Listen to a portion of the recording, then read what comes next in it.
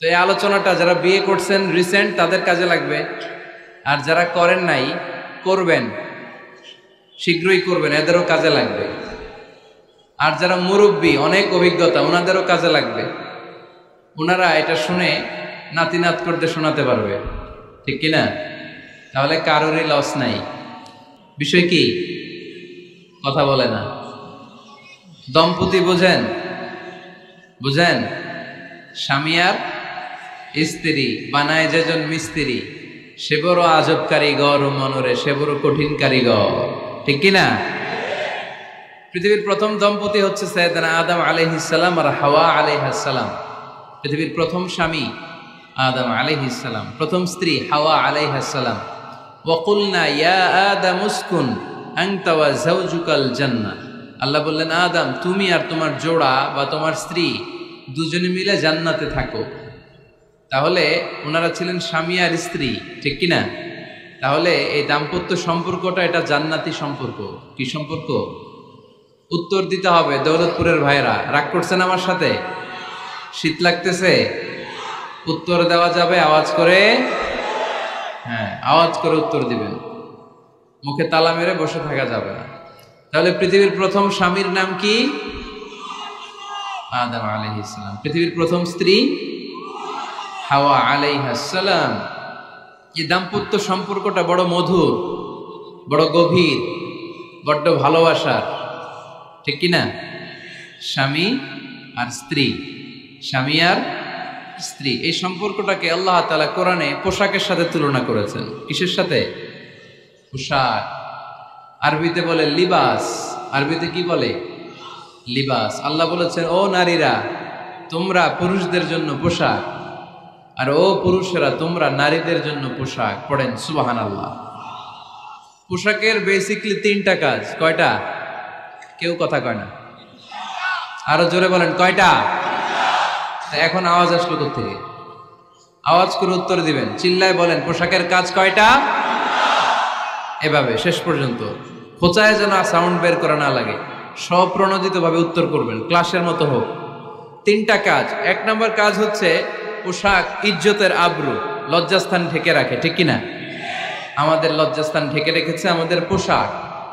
ঠিক তেমনি স্বামী তার স্ত্রীর ইজ্জত হেফাজত করে, স্ত্রী তার স্বামীর ইজ্জত হেফাজত করে, স্বামী তার স্ত্রীর চরিত্র হেফাজত করে, আর স্ত্রী তার স্বামীর চরিত্র হেফাজত করে। এজন্য আল্লাহ একে অপরের উদাহরণ দিতে যে লেবাস বা পোশাকের সাথে তুলনা দিয়েছেন। সুবহানাল্লাহ পড়েন।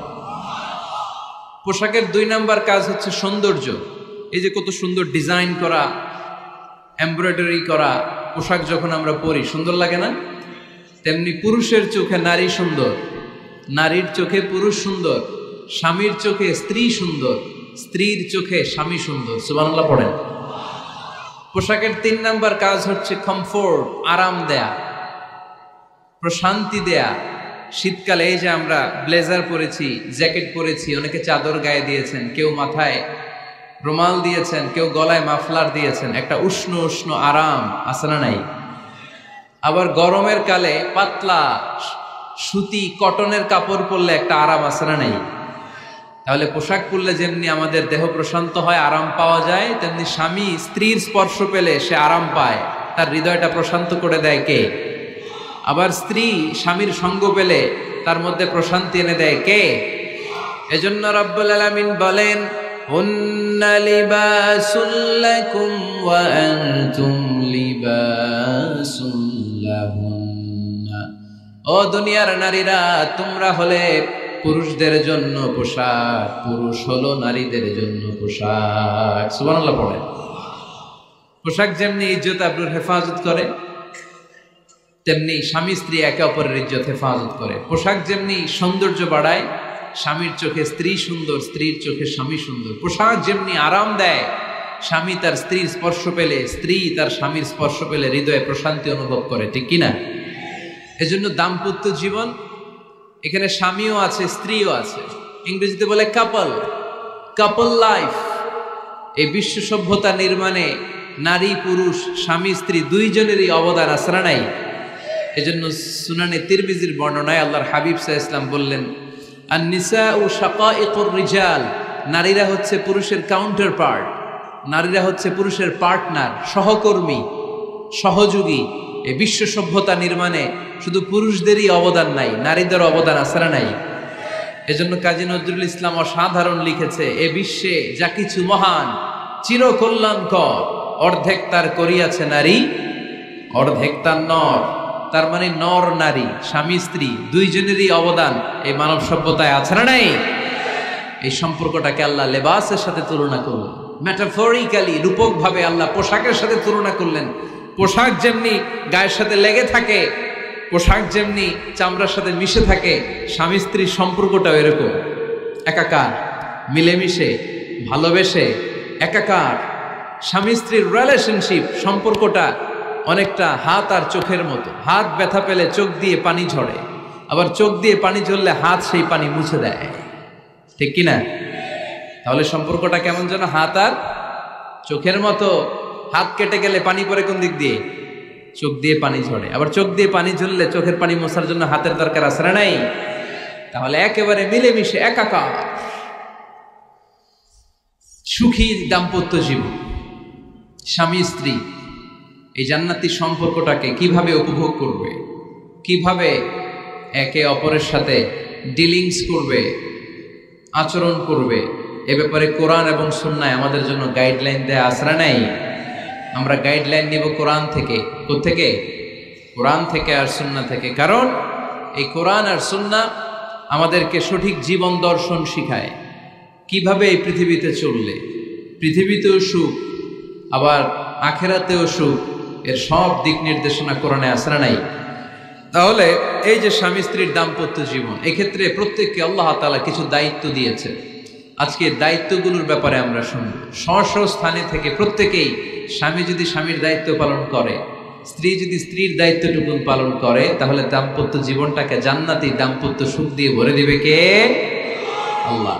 আমাদের প্রত্যেকের দাম্পত্য জীবন সুখী হোক, সমৃদ্ধ হোক, আমরা চাই কি চাই না? অনেকে বলে হুজুর সুখ নাই, সুখ নাই, ঘরের ভেতরে গেলেই জাহান্নাম। আহা, কথা শোনে না আমার। আবার স্ত্রীরা বলে হুজুর দোয়া করবেন, পরকিয়া করে, খালি এসএমএস পাঠায়, আমারে ভাল লাগে না, এখন এখন অন্যদিকে ঘুরে। এরকম আসরা নাই? দুই দিক থেকে অভিযোগ। বোনদের জন্য কোনো প্যান্ডেল ট্যান্ডেল আছে নাকি আজকে? হ্যাঁ, দিনের বেলা সমাবেশ ছিল তো, এটা হয়ে গেছে তো মাইকের সাউন্ড নিশ্চয়ই। এই এদিকে উঠছে কে? টান দেন এদেরকে ধরে, টানেন টানেন, টাইনা বসান বসান, টান দেন টান দেন, হুজুরে ধরেন, হুজুরে ধরেন। ধরতে পারেন নাই হুজুরে? ধরছেন? হ্যাঁ, টান দেন। এই তো, টাইনা বসান। এদিকে তাকান, এদিকে হয়েছে, হ্যাঁ বসাই দিচ্ছে। এইভাবে চলবে একেবারে শেষ পর্যন্ত। উঠলে খবর আছে। শুরুতে সুযোগ দিয়েছি, সুযোগ নেন নাই। তো আমরা প্রথমে স্বামীর দায়িত্ব শুনবো। দাম্পত্য জীবনে স্বামীকে আল্লাহ তাআলা কি দায়িত্ব দিয়েছে, তারপর স্ত্রীকে আল্লাহ তাআলা কি দায়িত্ব দিয়েছে, এবং দুইজনের আবার কালেকটিভ সম্মিলিত কিছু দায়িত্ব আছে, এগুলো আমরা শুনবো। শুনতে রাজি আছেন তো? কষ্ট হচ্ছে আপনাদের? আচ্ছা, এই বাম দিকটা আমাকে কষ্ট দিয়েই যাচ্ছে, খালি আওয়াজ, কথা। একটু থামছে, আবার শুরু। কেন? আমার দিকে তাকান। আরেকজনকে থামতে বলছে কি আপনারা? এই থামো থামো, এগুলো বলেন কেন? আপনি থামেন, তাহলে তো হয়ে গেল। হ্যাঁ, আবার আমার সাথে কথা বলেন, আপনি চুপ।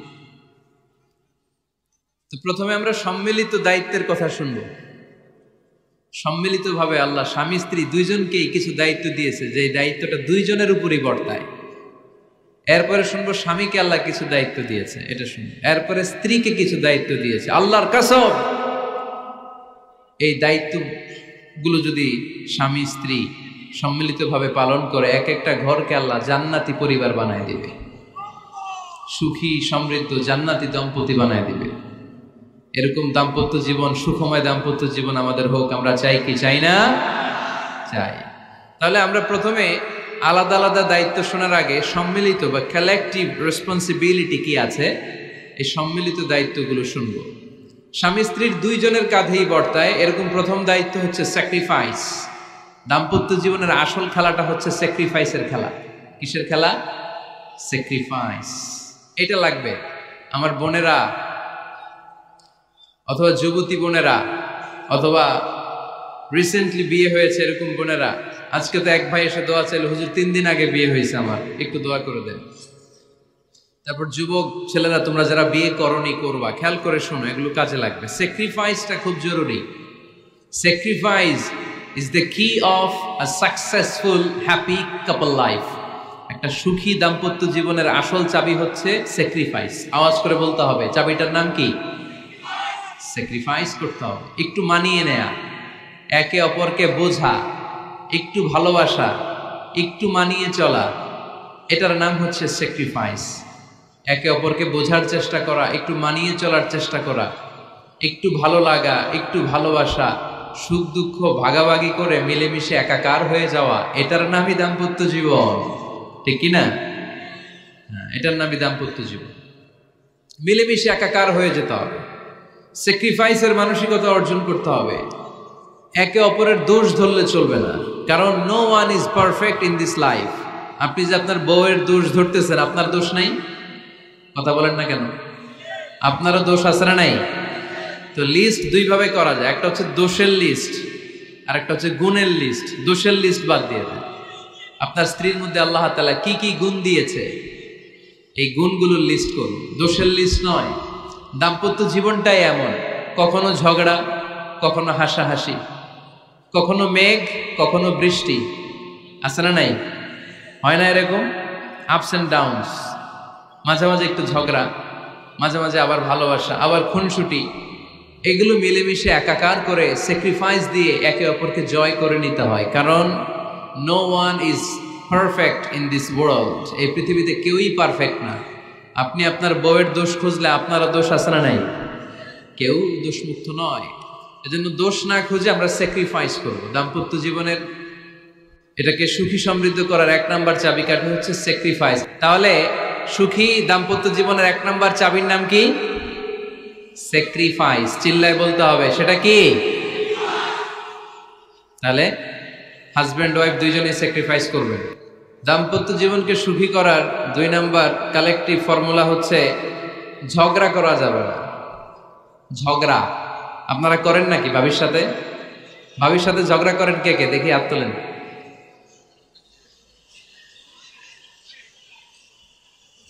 এদিকে সব আল্লাহর ওলি, এরা ঝগড়া টগড়া করে না। আপনি করেন? এই সাহসী সন্তান আছে কিছু, মাশাআল্লাহ। ঠিক আছে, বেশি করেন না আবার। হ্যাঁ ঠিক আছে, ঠিক আছে, তোমরাও করো, বুঝছি, আপনারাও করেন। ওকে, না ঝগড়া করা যাবে না। একজন ঝগড়া শুরু করলে আরেকজন চুপ থাকতে হবে। দুইজনই ঝগড়া করলে, দুইজন রেগে গেলে ঝামেলা আসরা নাই। স্বামী রেগে গেলে স্ত্রী চুপ, স্ত্রী কখনো রেগে গেলে স্বামী চুপ, দুইজনই রেগে গেলে তৃতীয় বিশ্বযুদ্ধ। ঠিক কিনা? এই জন্য ঝগড়া করতে দেয়া যাবে না। কারণ এই ঝগড়া, সামান্য ঝগড়া থেকে এই ঝগড়া বাড়তে বাড়তে এটা বিচ্ছেদের দিকে গড়ায়, ডিভোর্স হয়ে যায়। এরকম কত কেস যে আমার কাছে আসে, কত কেস যে আমার কাছে আসে যে হুজুর ছোট্ট ঝগড়া থেকে আমাদের মধ্যে ঝগড়া বাড়তে বাড়তে ইগো প্রবলেমের কারণে বিচ্ছেদে গড়ায়। আর এই ঝগড়া একটু শুরু হলে ইবলিশ শয়তানের কাজ হচ্ছে পালে বাতাস দেয়। কি দেয়? পালে বাতাস পেলে এটা দাউ দাউ করে উঁচু হয়ে ওঠে। আগুনের মধ্যে যেমনি কেরোসিন ঢাললে দাউ দাউ করে জ্বলে, সামান্য ঝগড়ার ছোতা পেলে ইবলিশ শয়তান খালি দাউ দাউ করে এই ঝগড়ার আগুনকে জ্বালিয়ে দেয়। ঠিক কিনা? এই জন্য ঝগড়া করবেন না, মেহরবানি করে ঝগড়া শুরু করবেন না। যে কোনো মূল্যে এই ঝগড়াকে থামায় রাখতে হবে। তো ফ্যামিলিতে ঝগড়া অনেক সময় হয়ে যায়, কিন্তু একজন ঝগড়া করলে আরেকজন চুপ থাকতে হবে। ঝগড়া নিয়ে একটা মজার গল্প আছে, শুনবেন? বিশৃঙ্খলা করলে তো গল্প শোনানো যাবে না, একেবারে চুপ। আমার দিকে তাকান, তাকিয়েছেন? ঝগড়া নিয়ে যে গল্পটা, সেটা হচ্ছে এক স্বামী ওয়াজ শুনে বাড়িতে গেছে রাত 11টায়। বাড়ির কাছাকাছি যেতে না যেতে স্ত্রীর আবার স্বভাব হচ্ছে রাতের খাবারটা স্বামীর সাথে একসাথে খায়, আলাদা খায় না। তো বাড়ির সামনে যেই স্বামী ফোন দিছে ওয়াইফকে, এই শুরু করার আগে দরজাটা খোলো, আমি চলে আসছি। তো ওয়াইফ এসে দরজা খুলে দিছে। এবার স্বামী ঘরে ঢুকে বলে, শুরু করার আগে রাতের খাবারটা দিয়ে দাও টেবিলে, খেয়ে ফেলে। স্ত্রী বেচারি ডাইনিং টেবিলে খাবার দিয়েছে, হাজব্যান্ড বেচারা ওয়াশরুম থেকে ফ্রেশ হয়ে ডাইনিং টেবিলে বসেছে, স্ত্রীও বসেছে। তো খুব বড্ড গরম। হাজব্যান্ড বলে শুরু করার আগে ফ্যানটা ছাড়ো। এইবার তো স্ত্রী বেচারি রেগে মেগে আগুন, কি আসার পর থেকে শুরু করার আগে কি শুরু করার আগে? হাজব্যান্ড বলে এই তো শুরু হয়ে গেল। মানে কি? ঝগড়া। মানে কি? ঝগড়া। প্রিয় ভাইয়েরা, ঝগড়া করবেন না। স্বামী রেগে গেলে স্ত্রী চুপ থাকবেন, স্ত্রী রেগে গেলে স্বামী চুপ থাকবেন। কারণ সহিহ মুসলিমে এসেছে, ইন্না ইবলিসা ইয়াদাউ আরশাহু আলাল মা। ইবলিস শয়তান তার সিংহাসন গেড়েছে সাগরের উপর। কোথায়? ইবলিসের সিংহাসন কোথায়? সাগরের উপর। সুম্মা ইয়াবআসু সারায়াহু, সে প্রতিদিন সকালবেলা তার সাঙ্গপাঙ্গরে গোটা পৃথিবীতে পাঠায়, যা পৃথিবীতে ফাসাদ সৃষ্টি কর। ইবলিস যখন সাঙ্গপাঙ্গদেরকে গোটা পৃথিবীতে ছড়িয়ে দেয়, সারাদিন ধোকা দেওয়ার পরে, ওয়াসওয়াসা দেওয়ার পরে, রাত্রিবেলা ইবলিসের কাছে ফিরে আসে, এসে বলে, ও ইবলিস, আমি আজকে আল্লাহর বান্দাদেরকে দিয়ে মিথ্যা কথা বলিয়েছি। ইবলিস বলে, এটা তো কোনো ব্যাপারই না, এগুলাই তো তোদের কাজ। আরেক শয়তান বলে, আমি ওজনে কম দিয়েছি একজনের মাধ্যমে বাজারে। ইবলিস বলে, এটাও তেমন বড় কোনো কাজ নয়। আরেকজন বলে, আমি সুদের ডিলিংস করিয়েছি। ইবলিস বলে, এটাও কোনো কাজ নয়। আরেক শয়তান বলে, আমি মদের আড্ডাখানায় নিয়ে মসজিদে যেতে নিয়েছিল, সেখান থেকে সরিয়ে মদের আড্ডাখানায় আল্লাহর বান্দাদেরকে নিয়েছি। ইবলিস বলে, এইটাও তেমন বড় কোনো কাজ নয়। আরেক শয়তান এসে বলে, মা তারাকতুহু হাত্তা ফাররাকতু বাইনাহু ওয়া বাইনা ইমরাআতিহি, আমি এক আল্লাহর বান্দার সাথে বান্দির ঝগড়া লাগিয়ে ঝগড়া করাতে করাতে তালাক পর্যন্ত নিয়ে গিয়েছি।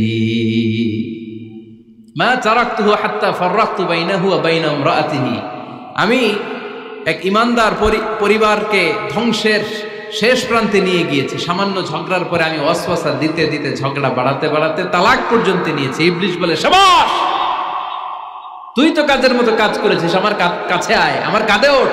ইবলিস তখন ওই শয়তানকে কাঁধে নিয়ে নাচতে শুরু করে। নাউজুবিল্লাহ পড়বেন না? এজন্য ইমানদারদের সংসার ভেঙে খান খান হোক, এটা হলে ইবলিস খুশি, আর ইমানদারের পরিবার টিকে থাকলে আমার আল্লাহ খুশি। আমরা কার খুশি চাই? এজন্য শয়তানরে খুশি হতে দেয়া যাবে না। ইমানদারদের পরিবারগুলো ঝগড়ার মাধ্যমে ভেঙে যাক, সব সময় শয়তানের মিশন এটা। আর ইমানদারদের পরিবারগুলো টিকে থাক, এটা আমার আল্লাহ সব সময় চায়। সুবহানাল্লাহ পড়েন। এজন্য দৌলতপুরের ভাইরা ঝগড়া করবেন না।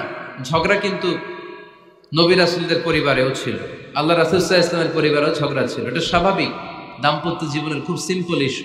একজন রাগ করলে আরেকজন থেমে যাবে। পারবেন? কি হলো, পারবেন না? আল্লাহর হাবিব সাল্লাল্লাহু আলাইহি ওয়াসাল্লামের সাথে আম্মা জান আয়েশার ঝগড়া হতো। মজার একটা হাদিস শুনে, সহিহ বুখারীর হাদিস, মুসনাদে আহমদ ইবনে হাম্বলও এসেছে এই হাদিসটা। আম্মা জান আয়েশার সাথে ঝগড়ার পর আম্মা জান আয়েশাও রাগ, আল্লাহ রাসূল সাল্লাল্লাহু আলাইহি ওয়াসাল্লামও রাগ। এখন রাগ মিটানোর দরকার আছে না নাই? আল্লাহ রাসূল সাল্লাল্লাহু আলাইহি ওয়াসাল্লাম বললেন, আয়েশা চলো মিটমাট করে ফেলি। সুবহানাল্লাহ কইবেন না? চলো মিটমাট করি। মিটমাটের জন্য ওমর রে ডাকি। আম্মা জান আয়েশা বলে, না, ওমর গলিব, ওমর খুব মেজাজওয়ালা, আমার ডর লাগে। তোমার আব্বারে ডাকি। আব্বারে ডাকেন। আব্বারে ডাকেন। খুশি হয়ে গেছেন আম্মা জান আয়েশা রাদিয়াল্লাহু। আবু বকর রাদিয়াল্লাহু চলে আসলেন, দাঁড়ালেন। এবার বিষ্ণু সাল্লাল্লাহু আলাইহি ওয়াসাল্লাম বললেন, তাতাকাল্লিমিন আও আতাকাল্লাম, কি ঘটছে আমাদের মাঝে, তুমি বলবা না আমি বলবো? আম্মা জান আয়েশা বললেন, তাতাকাল্লামু আনতা ওয়ালা তাকুল ইল্লা হাক্কান, আপনিই বলেন, তবে সত্য ছাড়া মিথ্যা বলেন না। আবু বকর রাদিয়াল্লাহু তাআলা আনহু শুনে রেগে গেলেন, কি এ কেমন কথা তোমার? নবীকে উদ্দেশ্য করে তুমি বলছো সত্য ছাড়া মিথ্যা বলবেন না, নবী কখনো মিথ্যা বলবে নাকি? রেগে মেয়ের গায়ে মেরেছে এক চোর খেয়ে আম্মা জান আয়েশা উল্টে পড়ে গেলেন। সাইয়েদনা আবু বকর রাদিয়াল্লাহু তাআলা আনহু রেগে গড়গড় করতে লাগলেন, আবার মারার জন্য উদ্যত হলেন। আম্মা জান আয়েশা রাদিয়াল্লাহু তাআলা আনহু বাঁচার জন্য এবার বিশ্বনবীর পিছনে যে আশ্রয় নিলেন। সুবহানাল্লাহ পড়বেন না? বিশ্বনবী সাইয়েদনা আবু বকরের সামনে দুই হাত মেলে ভেবে দাঁড়িয়ে গেলেন। আল্লাহর হাবিব যখন আম্মা জান আয়েশাকে বাঁচানোর জন্য দুই হাত উঁচু করে দাঁড়িয়ে গেলেন, সাইয়েদনা আবু বকর থেমে গেলেন। সাইয়েদনা আবু বকর এই পরিস্থিতি দেখে ঘর থেকে বের হয়ে ঘরের বাইরে দাঁড়ালেন। এবার আল্লাহর রাসূল সাল্লাল্লাহু আলাইহি ওয়াসাল্লাম আম্মা জান আয়েশাকে তুললেন, বললেন, ইয়া আয়েশা কাইফা রাআইতিনি আনকাসতুকি মিনার রাজুল, দেখলা নাকি কেমন করে আমি তোমার বাবার হাত থেকে তোমারে বাঁচালাম। আজকে আমি যদি সামনে দাঁড়িয়ে না বাঁচাতাম, তোমার বাবা তোমারে একেবারে মেরেই ফেলতো। সুবহানাল্লাহ পড়ে। দেখছো আয়েশা, আমি বাঁচাইলাম তোমারে, আমার সাথে ঝগড়া করো, আমি বাঁচাইলাম। এই কথা শুনে আম্মা জান আয়েশা রাদিয়াল্লাহু তাআলা লজ্জায় পড়ে হেসে দিলেন। সুবহানাল্লাহ পড়বেন না? এত আস্তে সুবহানাল্লাহ।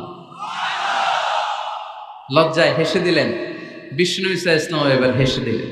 দুইজনের হাসাহাসি শুনে বাইরে থেকে আবু বকর রাদিয়াল্লাহু তাআলা আনহু হাসির আওয়াজ শুনে অবাক, কিরে এতক্ষণ যুদ্ধ এখন আবার হাসি কেন? হাসে দেখার জন্য সাইয়েদনা আবু বকর রাদিয়াল্লাহু তাআলা আনহু ঘরের ভেতরে ঢুকলেন। ঢুকে দেখেন আম্মা জান আয়েশাও হাসে, বিশ্বনবীও হাসে, সাইয়েদনা আবু বকর হেসে দিলেন। আরশের উপর থেকে খুশি হয়ে গেলেন কে? এবার সাইয়েদনা আবু বকর বলেন, ইয়া রাসূলুল্লাহ, ইয়া হাবিবাল্লাহ, আশরিকানি ফি সিলমিকুমা কামা আশরাকতুমানি ফি হারবিকুমা। নবী গো, আপনাদের দুইজনের মধ্যে যুদ্ধ লাগলে যেমনি মিটমাট করার জন্য আপনি আমারে ডাকেন, আপনাদের এই আনন্দ গণ মুহূর্তগুলোতে শরীক হওয়ার জন্য মাঝে মাঝে আমারে ডাইকে। সুবহানাল্লাহ পড়েন। আপনাদের মধ্যে যুদ্ধ লাগলে সন্ধি করার জন্য যেমনি আমারে ডাকেন, আপনারা যখন আনন্দ ঘন পরিবেশ এরকম খুনসুটি করেন, হাসাহাসিতে মেতে ওঠেন, তখন একটু আমারে রাইখেন। সুবহানাল্লাহ পড়বেন না? দেখেন আল্লাহ রাসূল সাল্লাল্লাহু আলাইহি ওয়াসাল্লাম পৃথিবীর সবচেয়ে শ্রেষ্ঠতম মানুষ। উনাদের পরিবারেও ঝগড়া হতো, কিন্তু এই ঝগড়া কোনোদিন তালাক পর্যন্ত গিয়েছে? কথা বলেন না কেন? আল্লাহর হাবিব সাল্লাল্লাহু আলাইহি ওয়াসাল্লাম তার কোন স্ত্রীকে তালাক দিয়েছেন? প্রায় আম্মা জান আয়েশার সাথে রাগারাগি হতো। আল্লাহর হাবিব সাল্লাল্লাহু আলাইহি ওয়াসাল্লাম বলতেন, আয়েশা কখন তুমি রেগে থাকো সেটাও আমি জানি, কখন তুমি আমার উপর খুশি থাকো সেটাও আমি জানি। ইয়া আয়েশা ইন্নী লা আ'লামু ইযা কুনতি আন্নী রাদিয়া ওয়া ইযা কুনতি আলাইয়া গাদবা। আয়েশা কখন রেগে থাকো তাও বুঝি, কখন খুশি থাকো তাও বুঝি। আম্মা জান আয়েশা বললেন, ইয়া রাসূলুল্লাহ, কেমনে বোঝেন? বিষ্ণুই বললেন, তোমার দোয়ার বাক্যগুলো শোনো বুঝি। যখন তুমি আমার উপরে খুশি থাকো তখন দোয়ার সময় তুমি এভাবে বলো, ওয়া রাব্বি মুহাম্মদ, ও মুহাম্মাদের রব, আপনি আমাদের সব গুনাহ মাফ করে দেন। আর যখন তুমি আমার উপর রেগে থাকো তখন তুমি মুনাজাতের সময় বলো, ওয়া রাব্বি ইব্রাহিম, ইব্রাহিমের রব, আপনি আমাদেরকে ক্ষমা করে দেন। তার মানে যখন তুমি রেগে থাকো তখন দোয়ার সময় আমার নামটা মুখে নিতে চাও না। সুবহানাল্লাহ পড়েন। তখন তুমি দোয়ার সময় অন্য নবীর নাম নাও। আম্মা জান আয়েশা বললেন, ইয়া রাসূলুল্লাহ, মা আহাজুরু ইল্লা ইসমাক, আমি তো শুধু নামটাই সরাই, আমার মুখ থেকে কেবল আপনার নামটাই সরায় রাখি, আমার হৃদয় থেকে কখনো আপনারে সরাতে পারি না। আমার হৃদয় জুড়ে আপনি, মা আহাজুরু ইল্লা ইসমাক, নবী হে, আমি শুধু দোয়ার সময় রাগের মাথায় আপনার নামটা বাদ দেই, হৃদয় থেকে তো আপনারে বাদ দিতে পারি না। সুবহানাল্লাহ বলবেন না? তার মানে নবীদের ফ্যামিলি তো ঝগড়া এগুলো হতো, কিন্তু এটা তালাক পর্যন্ত গড়াতো না, ঠিক কিনা? তাহলে এখন থেকে আমাদের এই স্লোগান নিতে হবে যে ঝগড়া করলেও আমরা ডিভোর্সের দিকে যাব না। পারা যাবে? আর একজন রেগে গেলে আরেকজনকে চুপ থাকতে হবে। ভাবি রেগে গেলে আপনি চুপ, পারবেন? পারবেন না? ইনশাআল্লাহ। এই যারা বিয়ে করে না এরা ইনশাআল্লাহ, আর বাকিরা চুপচাপ। আওয়াজ করে পড়েন না ইনশাআল্লাহ। তাহলে প্রথমে স্যাক্রিফাইস, তারপর ঝগড়া করা যাবে না। 3 নাম্বার, দাম্পত্য জীবনের কোনো গোপন কথা অন্যের কাছে শেয়ার করা যাবে না। হাদিসে এসেছে, এটাকে বলা হয়েছে আ'যামুল আমানা, এটা সবচেয়ে বড় আমানত। যারা দাম্পত্য জীবনের একান্ত বিষয় কারোর সাথে শেয়ার করে তারা সবচেয়ে বড় কবিরা গুনাহ করে। আশারুন নাস বলেছেন বিশ্বনবী এদেরকে, সবচেয়ে নিকৃষ্ট মানুষ। ইয়াউমাল কিয়ামাতি মানজিলাতান, আল্লাহর কাছে কিয়ামতের দিন সবচাইতে নিকৃষ্ট হয়ে দাঁড়াবে ওই দম্পতি, ওই নারী কিংবা ওই পুরুষ, তুফদি ইলা যাওজিহি ওয়া ইউফদি ইলা যাওজিহা সুম্মা ইউনশিরু সিররাহা। তারা একান্ত সময়ে ফিজিক্যাল ইন্টিমেসিতে যা করে এটা পরে মানুষের কাছে বলে বেড়ায়, এরকম আছে না নাই? খবরদার, এটা বড় কবিরা গুনাহ।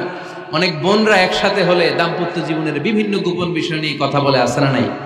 অনেক পুরুষরা একে অপরের সাথে, বন্ধুদের সাথে বিভিন্ন বিষয় নিয়ে শেয়ার করে, এটা এমন ওইটা এমন, এগুলো বলা যাবে? আসিবাউ হারাম।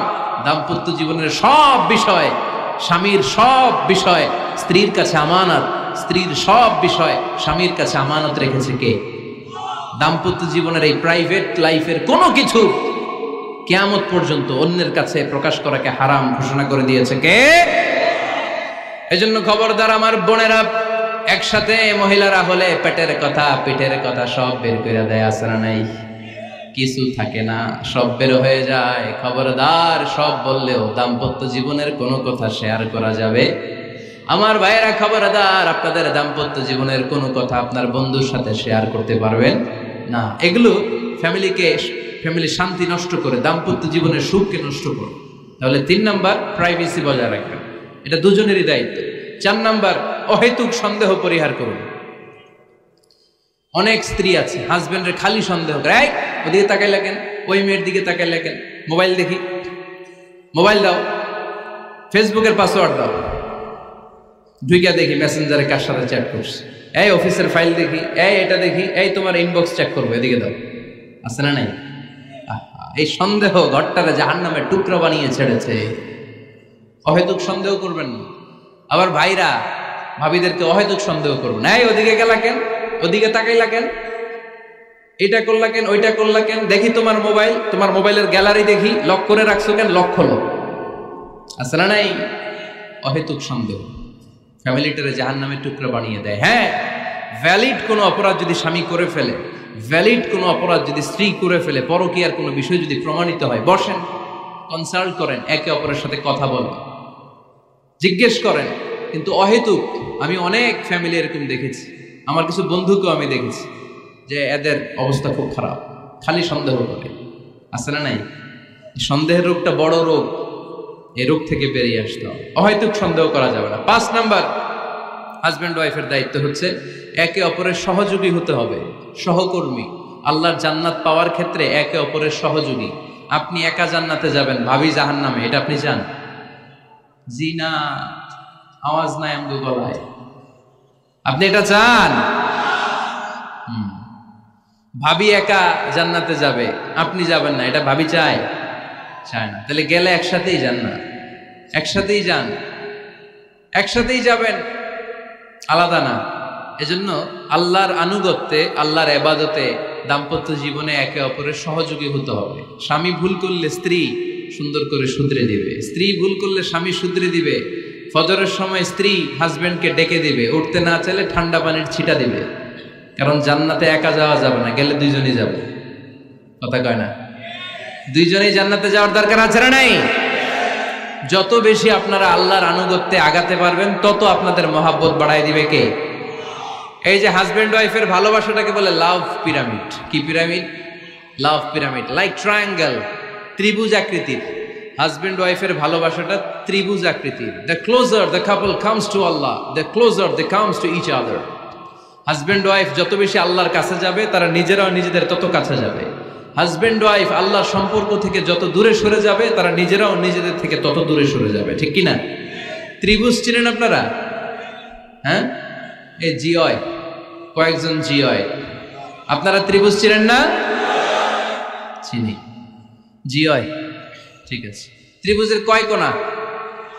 হ্যাঁ, 3 কোণা। এই যে এরকম লাভ পিরামিড, 3 কোণা। এই উপরের কোণায় আল্লাহর অবস্থান, আর এই কোণায় স্বামী, এই কোণায় স্ত্রী। তো তারা আল্লাহর দিকে যত যাবে, নিজেরাও তত কাছে যাবে।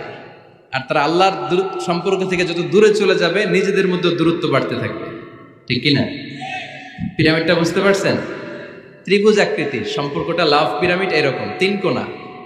উপরের কোণায় থাকে আল্লাহ, এদিকে স্বামী, এদিকে স্ত্রী। তারা যদি আল্লাহর কাছে উভয়ে যেতে চায়, উভয়ে কাছাকাছি আসতেছে না? কথা বলেন না কেন?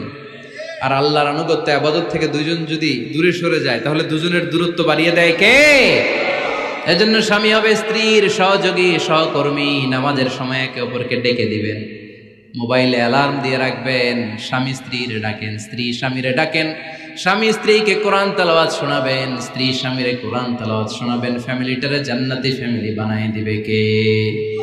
তাহলে এই 5টার দায়িত্ব কালেকটিভ রেসপন্সিবিলিটি, স্বামীর উপরও বর্তায়, স্ত্রীর উপরও বর্তায়। এগুলো মেনে চললে দাম্পত্য জীবন সুখকর করে দিবে কে? মনোযোগ আছে? কষ্ট হচ্ছে? এবার আমরা হাজবেন্ডের দায়িত্ব শুনব। হাজবেন্ডের প্রথম দায়িত্ব হচ্ছে, হাজবেন্ড হচ্ছে caretaker of the family, in charge, protector. আর রিজালু কাওয়ামুনা আলান নিসা। আল্লাহ বললেন স্বামী হলো তার স্ত্রীর ইনচার্জ, প্রোটেক্টর, স্ত্রীকে সুরক্ষা দিবে, স্ত্রীকে টেক কেয়ার করবে, স্ত্রীর দায়িত্বে থাকবে। এই দাম্পত্য জীবনের দুইজনের সংসারকে, সংসারের মধ্যে স্বামীকে দায়িত্বশীল বানিয়েছে কে?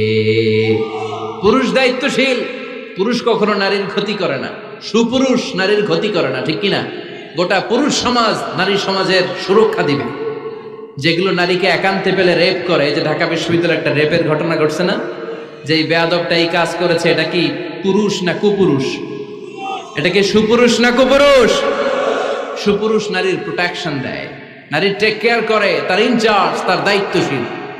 দাম্পত্য জীবনে অর্থনৈতিক যত দায় দায়িত্ব আছে সব আল্লাহ তাআলা পুরুষের কাঁধে দিয়েছে। কার কাঁধে? এই দাম্পত্য লাইফে নারীর কোনো অর্থনৈতিক দায় দায়িত্ব নারীর কাঁধে আল্লাহ দেয় নাই। এজন্য সব অর্থনৈতিক দায়িত্ব পুরুষের ঘাড়ে। 4টা অর্থনৈতিক দায়িত্ব আছে। পুরুষ নারীকে মোহরানা দিবে, পুরুষ নারীকে খাবারের ব্যবস্থা করবে, পুরুষ নারীকে পোশাকের ব্যবস্থা করবে, পুরুষ নারীর জন্য রেসিডেন্সিয়াল ব্যবস্থা করবে, ঠিক কিনা? وآتوا النساء صدقاتهن نحلة فإن طبن لكم عن شيء منه نفسا فكلوه هنيئا مريئا। সুবহানাল্লাহ পড়ে। সব স্বামীদেরকে আল্লাহ ডেকে বললেন, ও স্বামীরা শোনো শোনো, বিয়ের পর সাথে সাথে স্ত্রীর কাছে তুমি মোহরানা আদায় করে দাও। মোহর দেয়া নফল নাকি ফরজ? জোরে বলেন। তোমরা কি দাও? সিলটি পুলা মোহরানা দাও? হ্যাঁ, মোহরানা দিতায় নাকি যৌতুক খাইতা? খিতা খরতা? হ্যাঁ, কি দিব? মোহরানা দিব। মোহরানা দেয়াকে ফরজ করেছে কে? আল্লাহ। তো মোহর দিতে টাকা লাগে না? টাকার দায়িত্ব পুরুষের ঘাড়ে দিছে কে? 2 নাম্বার দায়িত্ব, আলাল মাউলুদি লাহু রিজকুহুন্না ওয়া কিসওয়াতুহুন্না বিল মা'রুফ। স্বামী স্ত্রীর জন্য খাদ্যের ব্যবস্থা করবে, পোশাকের ব্যবস্থা করবে। 3 নাম্বার, ওয়াসকিনুহুন্না মিন হাইসু সাকানতুম মিন ওয়াজদিকুম। নিজের সামর্থ্যের মধ্যে থেকে স্ত্রীর জন্য রেসিডেন্সিয়াল একটা এরিয়ার ব্যবস্থা করে দিবে। সুবহানাল্লাহ পড়ো। তাহলে অর্থনৈতিক দায়িত্বের মধ্যে 4টা: মোহরানা দেয়া, মিলস খাবারের ব্যবস্থা করা, মানে ফুডিং এন্ড ক্লোথিং, পোশাকের ব্যবস্থা করা, সর্বশেষ রেসিডেন্সিয়াল ব্যবস্থা করা। এই যে অর্থনৈতিক সব দায়িত্ব, খরচ যেখানেই আছে, সব দায়িত্বগুলো পুরুষের কাঁধে দিল কে? চিল্লায় বলেন কে? খরচের সবকিছু আল্লাহ তাআলা পুরুষের কাঁধে দিয়েছে। এটা হচ্ছে পুরুষের ফিনান্সিয়াল দায়িত্ব। এবার দাম্পত্য জীবনে পুরুষের নন ফিনান্সিয়াল কিছু দায়িত্ব আল্লাহ তাআলা দিয়েছে, এগুলো আমরা শুনব। এদিকে ওঠাওটি করলেন কে কে দেখি? আটকান, এদেরকে আটকান, ধরেন ধরেন, এদেরকে ধরেন। হ্যাঁ, কে হইছে? শেষ করে দিব তো? খিতা হইতা? হ্যাঁ, জোরে মাতো। চলবে চলবে? হ্যাঁ, তাকবীর পড়েন তো দেখি। যারা চলবে বলতেছেন লিল্লাহি তাকবীর।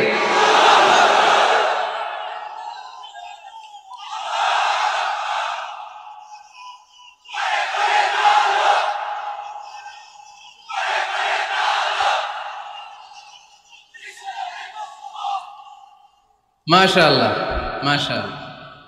এবার দাম্পত্য জীবনে নন ফিনান্সিয়াল পুরুষের যে দায়িত্ব আছে সেটা আমরা শুনবো। 1 নাম্বার দায়িত্ব হচ্ছে স্বামীর উচিত স্ত্রীর সাথে ভালো আচরণ করা। ভালো আচরণ করেন তো আপনারা?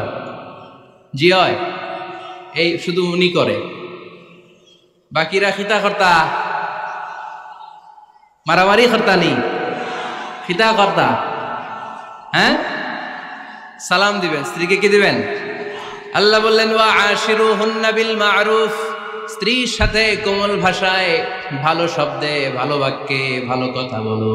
স্ত্রীর সাথে খারাপ আচরণ করো না। স্ত্রীকে দেখলে তুমি মুচকি হাসি দাও।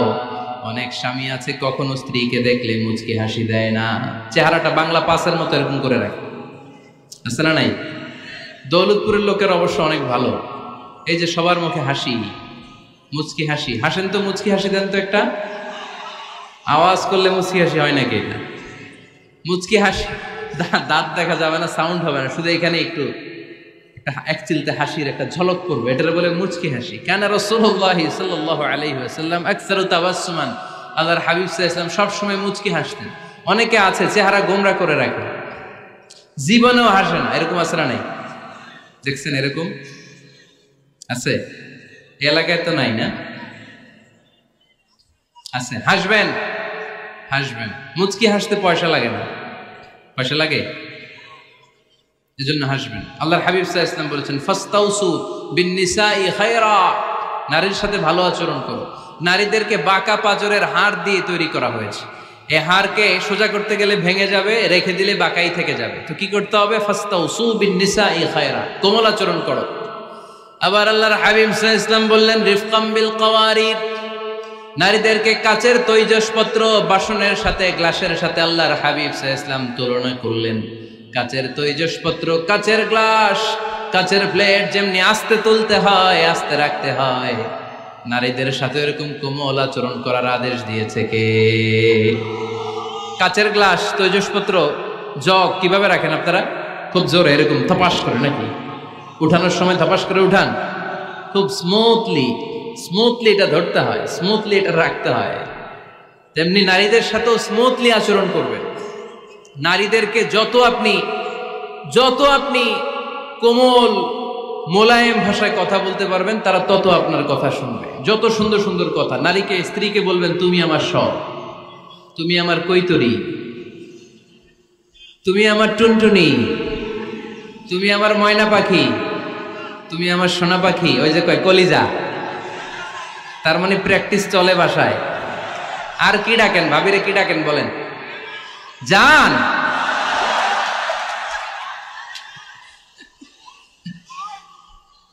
জান ডাকেন। আর ভাবি কি ডাকে আপনাদেরকে? বাবু। কি ডাকে? বাবু ডাকে। আর কি ডাকে? হ্যাঁ, বেবি। পোলাপান কত দুষ্ট দেখছেন, বেবি ডাকে নাকি? স্বামী স্ত্রীর মধ্যে এই সোহাগপূর্ণ, এই ভালোবাসাপূর্ণ এই ডাকাডাকিতে কোনো গুনাহ নাই, আছে সওয়াব। এগুলো দাম্পত্য জীবনকে সুখময় করে, ঠিক কিনা? তাহলে স্ত্রীদের সাথে কোমল আচরণ করতে হবে, 1 নাম্বার দায়িত্ব। 2 নাম্বার দায়িত্ব, স্ত্রীর সেক্সুয়াল ডিজায়ারকে ফুলফিল করতে হবে। সেন্সিটিভ, যেগুলো ব্যাখ্যা করে বোঝানো কঠিন। আপনারা বুঝবেন যারা ম্যাচিউরড, মোর দেন 18 ইয়ার্স, যারা 18+ যাদের বয়স, সেক্সুয়াল ডিজায়ার ফুলফিল করা হাদিসে এসেছে, এটা স্বামীর দায়িত্ব। ফিজিক্যাল ইন্টিমেসির সময় নিজের ডিজায়ার ফুলফিল হলেই কুইট না করা, সময় দেয়া, এটা আবশ্যক। এই বিষয়েও প্রত্যেক স্বামীর খেয়াল রাখা দরকার। সংক্ষেপে শেষ করে দিলাম। 3 নাম্বার, স্ত্রীর ব্যক্তিগত বৈধ কাজে স্বাধীনতা দিতে হবে স্বামীর। অনেক স্বামী এই ছোট্ট বিষয় নিয়ে মারামারি লাগায় ফেলে ঘরে। স্ত্রীর ব্যক্তিগত বৈধ যে চয়েস, এটাতে আপনি স্বাধীনতা দিবেন। স্ত্রীর মনে চায় রান্না বান্না শিখতে, আপনি বললেন তুমি কম্পিউটার শিখো, কিলাকিলি আছে না নাই? স্ত্রীর মনে চায় কাঁথা সেলাই শিখতে, নকশি কাঁথা, আপনি বললেন না তুমি ল্যাঙ্গুয়েজ শিখো, ঝামেলা আছে না নাই? না, প্রত্যেকের আলাদা ব্যক্তিগত রুচি, চাহিদা, মতামতের গুরুত্ব আছে না নাই? এজন্য প্রত্যেক স্বামীর উচিত স্ত্রীর বৈধ ব্যক্তিগত যে কাজ, অবৈধগুলা না। আবার স্ত্রী বলল যে জি বাংলা দেখবো, তুমি একটা টিভি নিয়ে আসো, আনা যাবে? কথা বলেন। স্ত্রী বলল চলো পহেলা বৈশাখে আমরা নাচানাচি করব, তুমি আর আমি মিলে, এটা মানা যাবে না। স্ত্রীর ব্যক্তিগত বৈধ কাজের স্বাধীনতা দেয়া।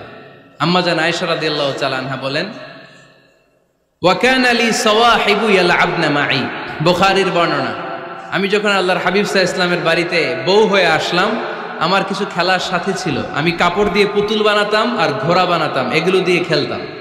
আমার সাথীরা আসলে রাসূল সাল্লাল্লাহু আলাইহি ওয়াসাল্লাম ঘরের পর্দা নামিয়ে দিয়ে আমার জন্য ঘরটা ছেড়ে দিত। সুবহানাল্লাহ কইতে পারলেন না? আল্লাহর হাবিব সাল্লাল্লাহু আলাইহি ওয়াসাল্লাম কখনো বলতেন না আয়েশা তোমার বান্ধবীরা যেন ঘরে না আসে, কখনো বলতেন না আয়েশা আমি নবী মানুষ, তুমি নবীর বউ, তুমি কেন পুতুল দিয়ে খেলো, তুমি যেন কাপড় দিয়ে পুতুল বানাও, কেন ঘোড়া বানাও, এগুলো বন্ধ করো। কোনদিন বিশ্বনবী আম্মা জান আয়েশা রাদিয়াল্লাহু তাআলা আনহার পুতুল খেলায় বাধা দেন নাই, সাথীদের সাথে খেলাধুলায় কখনো বাধা দেন নাই। সুবহানাল্লাহ পড়েন।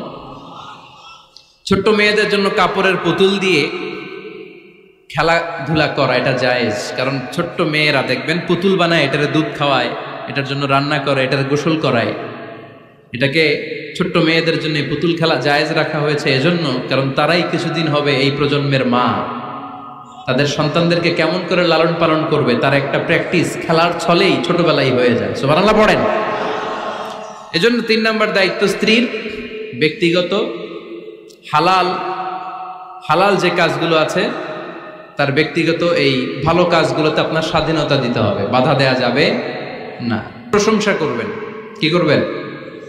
প্রশংসা। আমরা খালি দোষ খুঁজি, তোমার রান্না ভালো না, তোমার চেহারা ভালো না, তোমার বাপ ভালো না, তোর মা ভালো না, তোর 14 গোষ্ঠী খারাপ, আছে না নাই? তো এই বেডি আপনারা ভালোবাসবে? এই বেডি তো আজীবন আপনার বদনাম করবে, ঠিক কি না?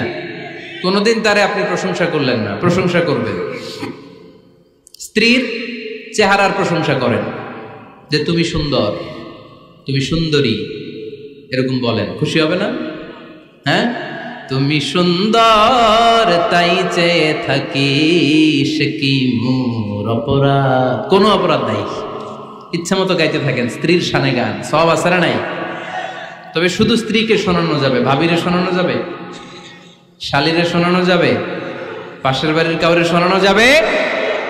দেখেন ইসলাম কত চেক এন্ড ব্যালেন্স। স্ত্রীকে আপনি গান শোনান, কোনো গুনাহ নাই, আছে শুধু সওয়াব। তাহলে 4 নম্বর পয়েন্ট হচ্ছে এপ্রিসিয়েশন।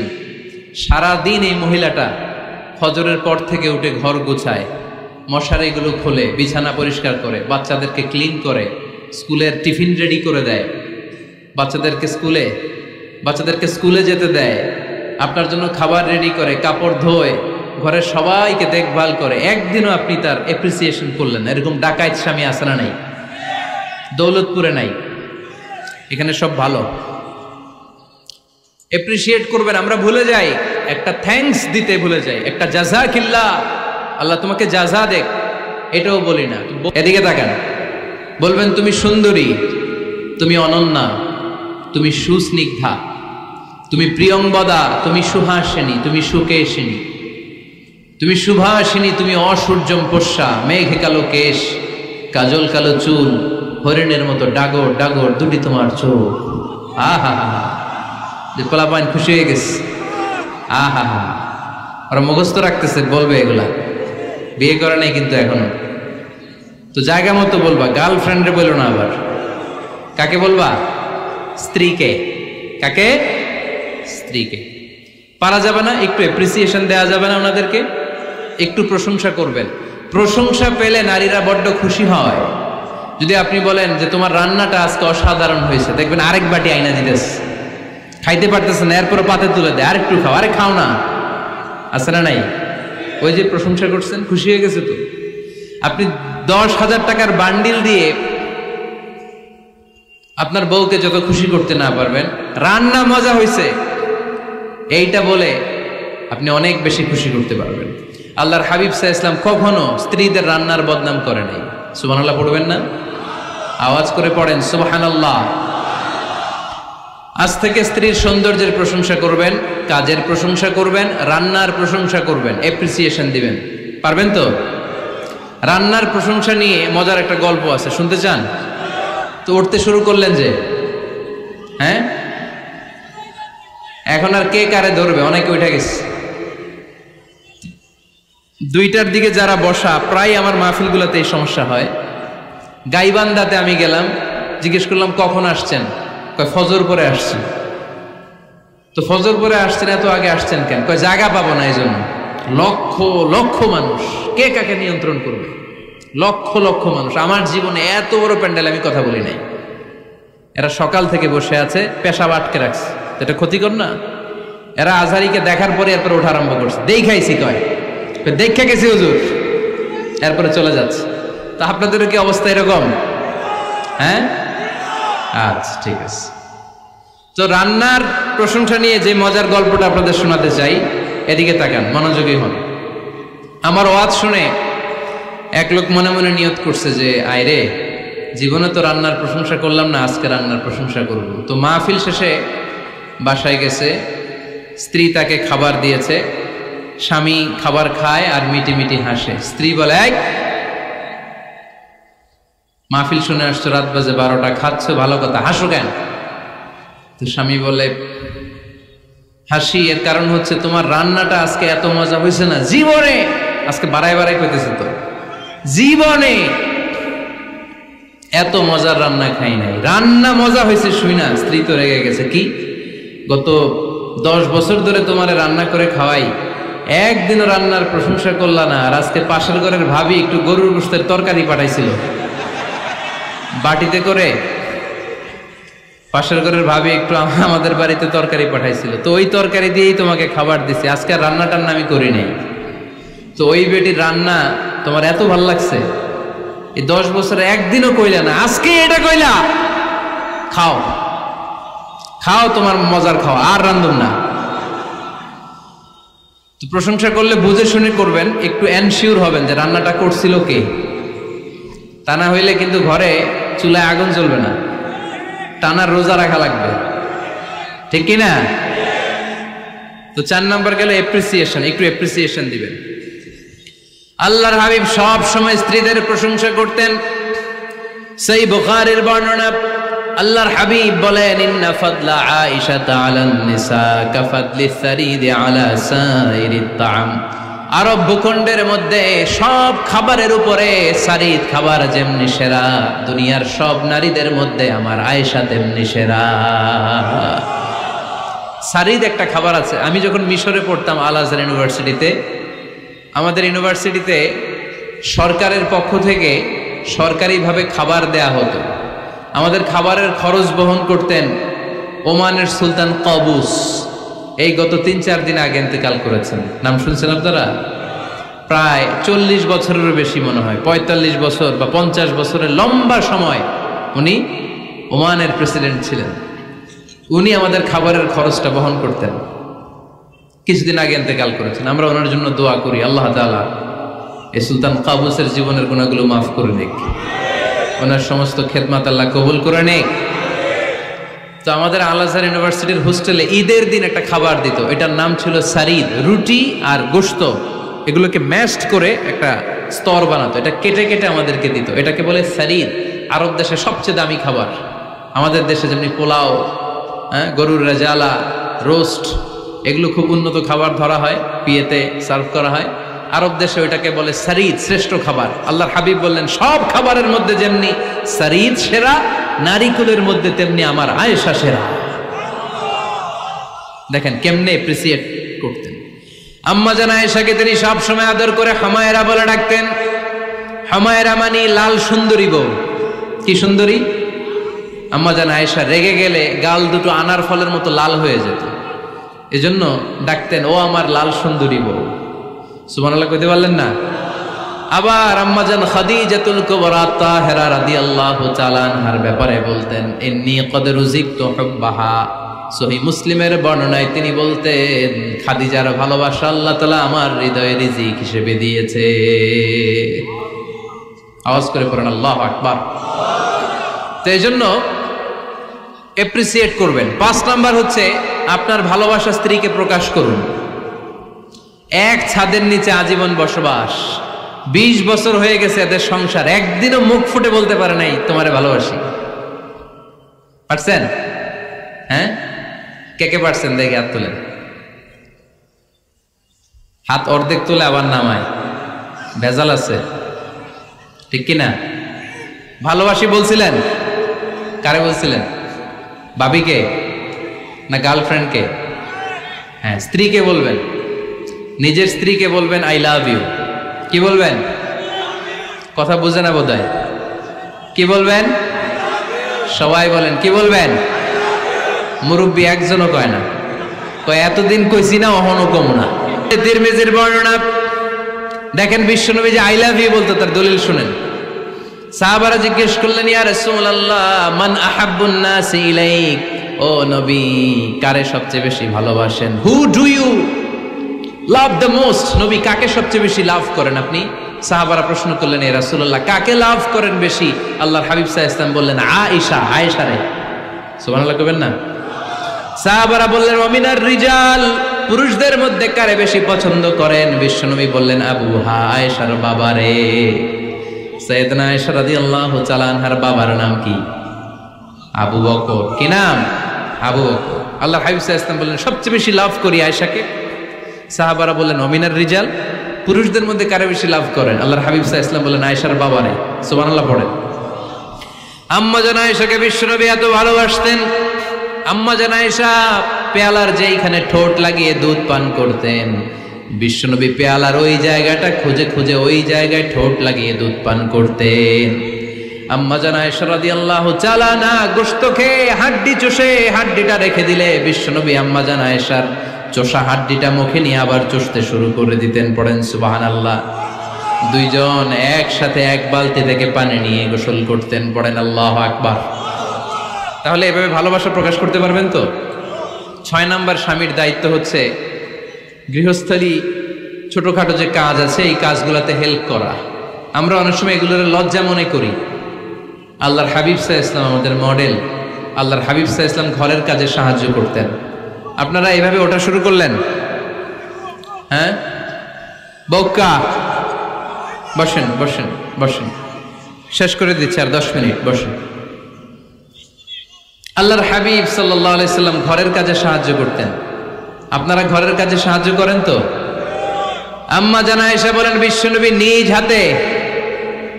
নিজ হাতে জুতা সেলাই করেছেন, নিজ হাতে জামা সেলাই করেছেন। মুসনাদে আহমদ ইবনে হাম্বলের বর্ণনা, আল্লাহর রাসূল সাল্লাল্লাহু আলাইহি ওয়াসাল্লাম দুধ খেতে মন চাইলে নিজ হাতে ছাগলের দুধ দহন করেছেন। সুবহানাল্লাহ। নিজে আটার খামির বানাতেন, আম্মা জান আয়েশা চুলায় সেকা দিতেন। আবার আম্মা জান আয়েশা রাদিয়াল্লাহু তাআলা আনহা আটার খামির বানাতেন, বিশ্বনবী এটা চুলায় সেকা দিতেন। সুবহানাল্লাহ পড়ে। দুধ খেতে চাইলে নিজ হাতে বিশ্বনবী ছাগির ওলান থেকে দুধ দহন করে আম্মা জান আয়েশার কাছে এনে দিয়ে দিতেন। সুবহানাল্লাহ পড়ে। তাহলে ঘরের কাজে সহায়তা করবেন, ঘরের কাজে সহায়তা। 7 নাম্বার হালাল এন্টারটেইনমেন্ট, হালাল বিনোদন, এটা ইসলাম জায়েজ রেখেছে। অনেকে আমরা বিনোদনটাকে হারাম মনে করি, এরকম আছে না নেই? হ্যাঁ, বিনোদন 2 ধরনের, একটা হারাম এন্টারটেইনমেন্ট আর একটা হচ্ছে হালাল এন্টারটেইনমেন্ট।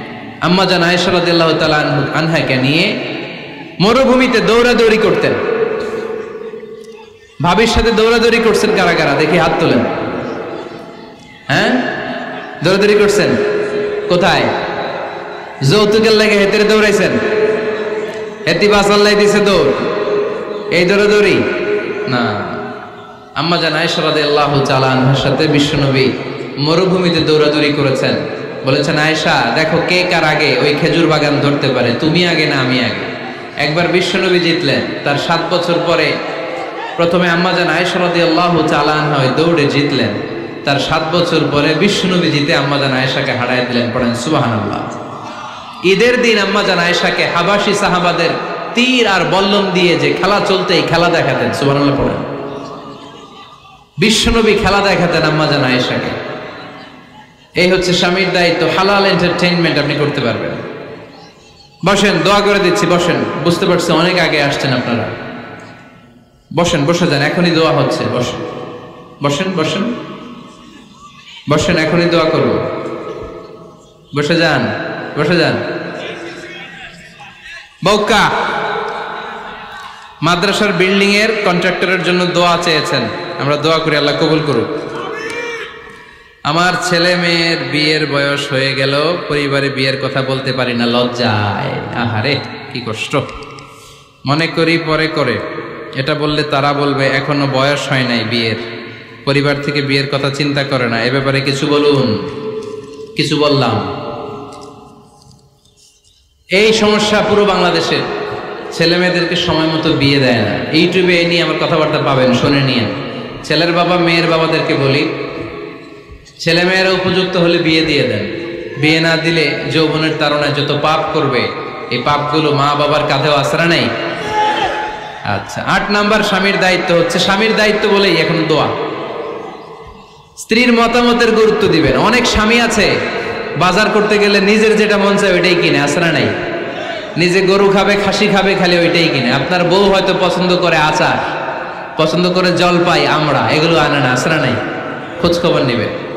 অনেকে ফ্ল্যাট কিনতে মনে চায়, হুট করে কিনে ফেলে না। ভাবিরে জিজ্ঞেস করবেন কোন দিকে কিনলে ভালো হয়, ওয়াশরুমটা কোন দিকে দিতে হবে, কিচেনটা কোন দিকে দিলে সুবিধা, জানালাগুলো কোথায় দিলে সুবিধা, এগুলো সব ডিসাইড করে নেবেন। এই কারণেই দাম্পত্য জীবনে সুখ নাই। 9 নাম্বার, একসাথে সময় কাটাবেন। 6 মাসের বেশি কোনো লোক তার স্ত্রীর অনুমতি ছাড়া বাইরে যে প্রবাস জীবন কাটাতে পারবে না। এদেশের অনেক লোক প্রবাসে সময় কাটায়। 6 মাসের বেশি স্ত্রীকে রেখে দিয়ে কোনো হাজব্যান্ড বিদেশে থাকতে পারবে না। সিলেটিরা লন্ডনে থাকে, 6 মাস পরেই আসতে হবে, ঠিক কিনা? সর্বশেষ কথা হচ্ছে, স্ত্রীর জন্য দোয়া করবেন। স্বামীর পক্ষ থেকে স্ত্রীর জন্য দোয়া, এটার গুরুত্ব আছে না নাই? বিশ্বনবী তার স্ত্রীর জন্য দোয়া করতেন।